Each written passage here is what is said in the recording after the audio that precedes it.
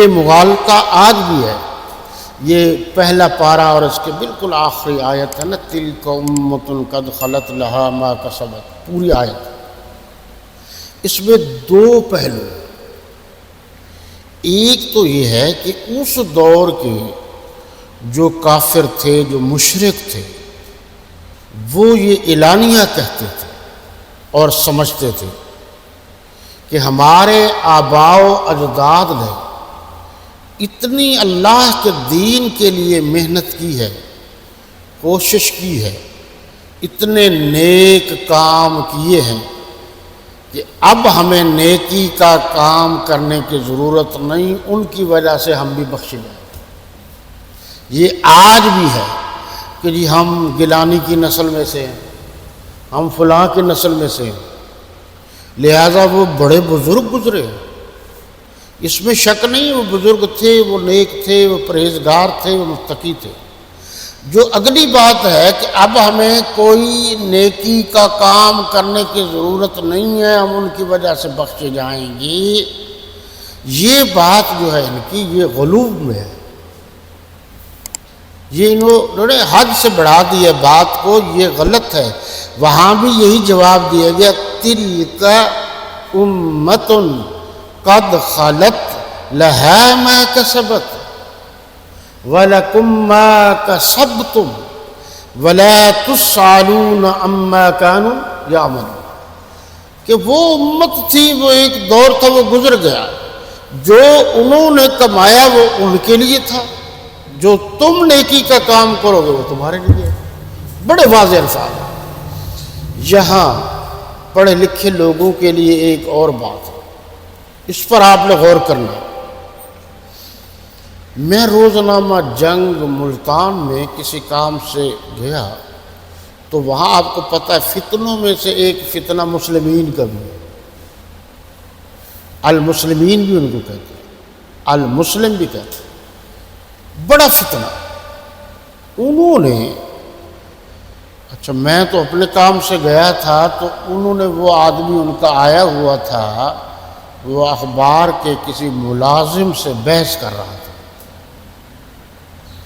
کہ دیکھو جی قرآن میں آیا ہے جو انہوں نے کمایا ہے ان کا ہے، جو تم کماؤ گے تمہارا ہے، لہٰذا یہ عیسیٰ علیہ ثواب کا جو ہے یہ من گھڑت فارمولہ ہے. کوئی ثواب وواب نہیں پہنچتا، جو وہ کما گیا کما گیا، جو رہ گیا سو رہ گیا. یہ مختلف الخیال یہ باتیں کرتے ہیں، حالانکہ یہ بات غلط ہے. یہ اچھی طرح ذہن میں رکھ لیجئے کہ اللہ اور اس کے رسول صلی اللہ علیہ وسلم کی تعلیمات میں سے یہ بات ملتی ہے کہ جو شرک کرے گا اس کی معافی نہیں ہے. جو حقوق العباد کا مرتکب ہوگا، کسی کی زمین پر قبضہ کر لیا، کوٹھی پر قبضہ کر لیا، پیسے لیے پھر دینے کا نام ہی نہیں لیتے. حقوق العباد میں جتنی چیزیں ہیں یہ ساری چیزیں معافی کی گنجائش نہیں ہے تا وقت کہ وہ اپنے دوست کو جس سے اس نے لینا دینا ہے اس کو وہ راضی نہیں کرے گا. پھر اس کے علاوہ جو آخری درجہ لکھا ہے وہ ہے گناہ کبیرہ کا، جس میں زنا آتا ہے، جس میں سود آتا ہے، حرام چیزیں، خنزیر آتا ہے، باقی چیزیں آتی ہیں.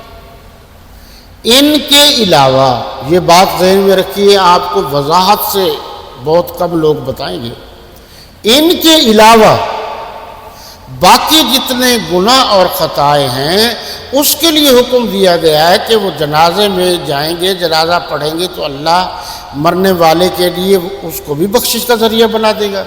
اور بعد میں حدیث شریف کے مطابق تو 3 ہیں صدقہ جاریہ جسے ہم کہتے ہیں.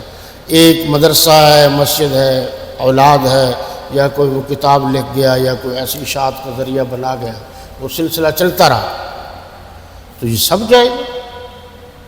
مغفرت کے لیے دعا کرنا، صدقہ کرنا، خیرات کرنا، یتیم کی پرورش کرنا، یتیم بچوں کے لیے کپڑا، جوتا، تعلیم کا انتظام کرنا، یا خاندان میں سے کسی کے لیے ایسا کرنا اور یہ نیت کرنا کہ اس کا اجر و ثواب اللہ تبارک و تعالی اپنے فضل و کرم اور اپنی مہربانی سے اس مرحوم کو جو اس دنیا سے چلا گیا ہے اس کو عطا فرمائے۔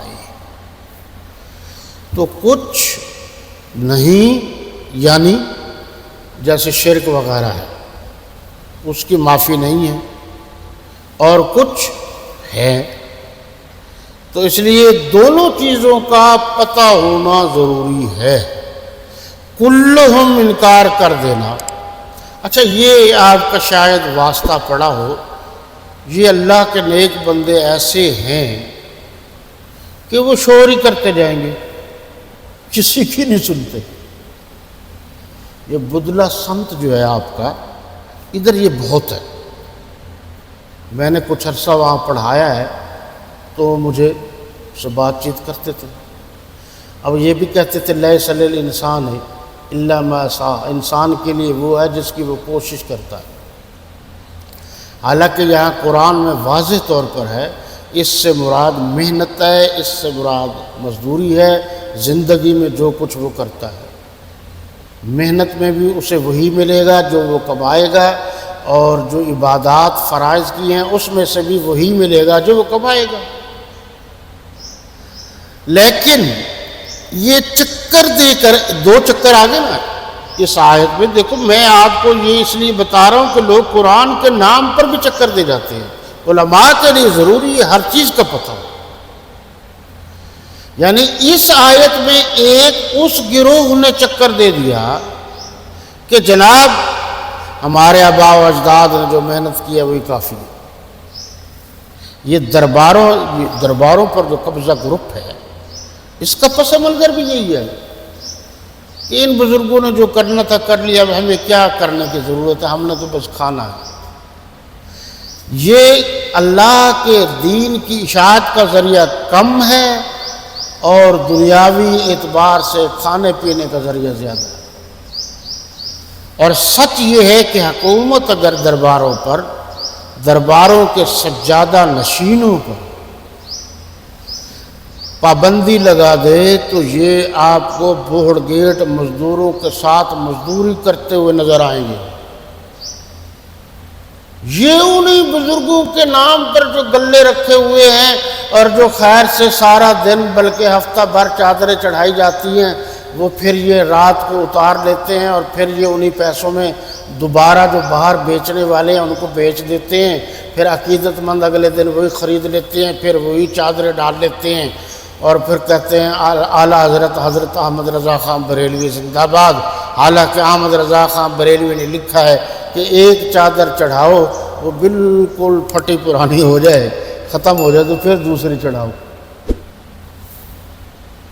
تو بات تو درست ہے کہ زندوں کو کپڑوں کی ضرورت ہے، مگر یہ مسلمان زندوں کو کپڑا نہیں دیتے، مردوں پر کپڑا چڑھاتے۔ زندوں کو بیماری کی حالت میں خوراک کی ضرورت ہے، پھل فروٹ کی ضرورت ہے۔ یہ اتنے ظالم ہیں، مرنے والے کو کچھ نہیں دیتے، مرنے کے بعد مولوی صاحب کو سارا کچھ دیتے۔ اور میرے نقطہ نظر کے مطابق مولوی صاحب ٹھیک کرتے ہیں۔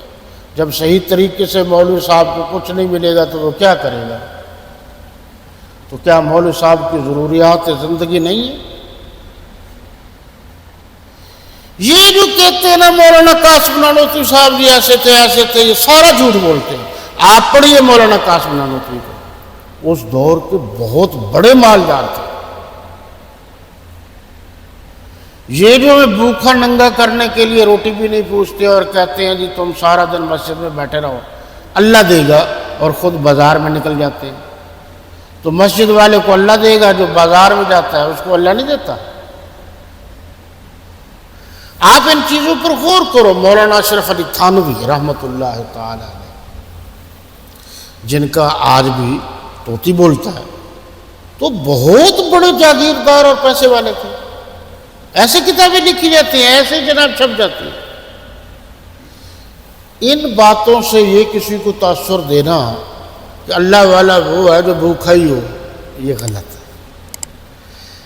دیکھو قرآن میں ہے ربنا آتنا فی الدنیا حسنہ وفی الآخرۃ حسنہ وقنا عذاب النار۔ اب پہلی بات تو یہ ہے کہ دنیا کا لفظ پہلے استعمال کیا، دنیا اچھی ہوگی تو آخرت اچھی ہوگی۔ بھئی دنیا میں کچھ نہیں ہوگا اس کے پاس، وہ اللہ اللہ کیسے کرے گا، مطمئن کیسے ہوگا، اس کا دل کیسے مطمئن ہوگا؟ وہ بچوں کی طرف سے جو پریشان ہے اس کی پریشانی کیسے دور ہوگی؟ آپ یقین کیجئے دو چیزیں ہیں اسلام میں سب سے اہم، ایک نظام عدل، نظام کی آپ بات کریں، ایک نظام معیشت۔ نظام عدل کیا ہے کہ ایک عالم فاضل قاضی، اس دور کے عالم فاضل زیادہ تر قاضی ہوتے تھے یعنی جج،